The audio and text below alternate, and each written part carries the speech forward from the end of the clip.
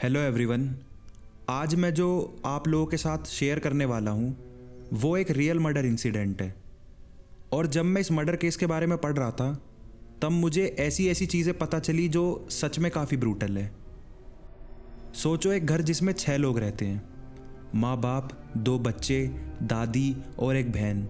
लेकिन एक रात इस पूरी फैमिली का मर्डर हो जाता है। और सबसे हैरान कर देने वाली बात, कातिल कोई और नहीं, उसी घर का एक मेंबर होता है। ये कहानी है अलुवा मर्डर केस की। केरला के अलुवा शहर में एक फैमिली रहती थी। फैमिली में 6 मेंबर्स थे। अभी जो नेम मैं आप लोगों के साथ शेयर करने वाला हूँ, मेक श्योर कि आप उन लोगों का नाम याद रखो। अगिस्तिन मंजूरन, घर का हेड और एक रिस्पेक्टेबल आदमी। अगिस्तिन की वाइफ बेबी। जैस्मन, उनका 14 साल का बेटा। दिव्या, 12 साल की बेटी। क्लारा, अगिस्तिन की माँ। और कोचुरानी, अगिस्तिन की बहन। एक कंप्लीट परिवार जिसमें हर जनरेशन थी। लेकिन इनका एक रिश्तेदार भी था, एंथनी। एंथनी मंजूरन फैमिली का एक रिश्तेदार था। वो घर में आना जाना करता था और सब उस पर ट्रस्ट करते थे। एंथनी के सपने बड़े थे। उसे gulf country Saudi Arabia side एक ड्राइवर की जॉब मिली थी।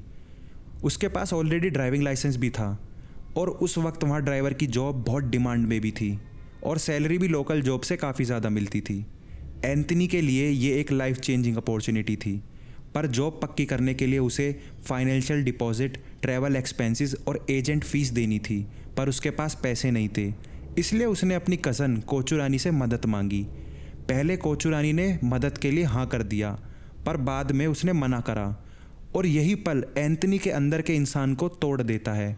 उसके अंदर गुस्सा, नफरत, लालच का तूफान ले आता है और वही तूफान एक दिन खून की आंधी बन जाती है। 6 जनवरी 2001 रात को कुछ फैमिली मेंबर्स मूवी देखने गए थे। घर में सिर्फ क्लारा और कोचुरानी थी। एंथनी घर आया। उसने पैसे मांगने शुरू किए। जब कोचुरानी ने मना किया तो उसने अपना पहला कदम उठाया। उसने कोचुरानी के सर पर लोहे की रोड से वार किया, जिससे वो तुरंत गिर गई। और उसने कंफर्म करने के लिए काफ़ी बार कोचुरानी पर रोड से वार किए। जब क्लारा, अगिस्तिन की माँ, बीच बचाव करने आई तब उसने उसे भी रोड से मार दिया। उस वक्त तक घर में चारों तरफ खून ही खून था। पर एंथनी का गुस्सा यहीं नहीं रुका। उसने डिसाइड किया कि अब घर में जो भी आएगा मैं उसे भी मार दूंगा। थोड़ी देर बाद अगिस्तिन और उसकी वाइफ और उसके दोनों बच्चे सब मूवी देखकर लौट आए। उन्होंने दरवाज़ा खोला और वह समझ भी नहीं पाए कि घर में मौत छिपी बैठी है। एंथनी एकदम से बाहर आया और सबसे पहले अगिस्तिन पर चाकू और कुल्हाड़ी से वार किया। जब उसकी वाइफ बीच में आई तब एंथनी ने उसको भी मार दिया और उसके दोनों बच्चे घर में इधर उधर अपनी जान बचाने के लिए भागने लगे। पर एंथनी ने उन दोनों को भी चाकू और कुल्हाड़ी की मदद से मार दिया। सोचो, एक रिश्तेदार ने अपनी ही पूरी फैमिली को मार दिया। एंथनी यहीं नहीं रुका। उसने घर में से सारी वैल्यूएबल चीज़ें चुरानी शुरू कर दी, गोल्ड और ज्वेलरी वगैरह। और उसके बाद वो अलुवा से मुंबई भाग गया। एंथनी ने मुंबई जाकर चुराई हुई ज्वेलरी बेची और पैसे इकट्ठे करके सऊदी अरेबिया भाग गया, जहां उसे ड्राइवर की जॉब मिली थी। एंथनी लगभग 2 साल तक गल्फ में छिपकर रहा। उसने सोचा कि वो सेफ है क्योंकि इंडिया से दूर है। केरला पुलिस ने केस सॉल्व करने के लिए 30 ऑफिसर्स की स्पेशल टीम बनाई। सबसे स्ट्रॉन्ग क्लू था चुराई हुई ज्वेलरी। एंथनी ने कुछ गोल्ड ऑर्नामेंट्स बेचने की कोशिश की थी। विटनेस और एविडेंस उसकी तरफ पॉइंट कर रहे थे। जब कंफर्म हो गया कि एंथनी ने ही मर्डर किया है, पुलिस ने उसके अगेंस्ट इंटरपोल अलर्ट जारी किया। गल्फ अथॉरिटीज़ को भी नोटिफाई किया गया। 2 साल बाद सऊदी अरेबिया में अथॉरिटीज़ ने एंथनी को ट्रैक करके अरेस्ट किया। उसके डॉक्यूमेंट्स और बैकग्राउंड मैच करने के बाद उसे डिपोर्ट करके इंडिया भेज दिया गया।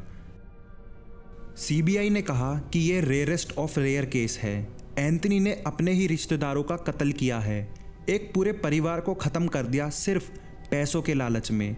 कोर्ट ने उसको फांसी की सज़ा सुना दी। ये फैसला उस वक्त केरला के सबसे ज़्यादा डिस्कस्ड जजमेंट में से एक बन गया। पर एंथनी को फांसी की सज़ा नहीं हुई। काफ़ी वक्त तक केस चलता रहा और एट दी एंड कोर्ट ने कहा कि एंथनी ने ये सब पैसों की वजह से किया है और हमें एंथनी को एक सुधरने का मौका देना चाहिए। और फिर एंथनी को फांसी की सज़ा ना दी जाके उम्र कैद की सज़ा सुना दी गई। क्या एंथनी को डेथ पेनल्टी ही होनी चाहिए थी? क्या फाइनेंशियल प्रेशर किसी को इंसानियत भूलने की परमिशन दे सकता है? क्या कानून का काम सिर्फ सज़ा देना है या सुधरने का चांस भी देना? अलुवा मर्डर केस एक मर्डर केस ही नहीं, एक आईना है जिसमें हम इंसान के अंदर की डार्कनेस देखते हैं।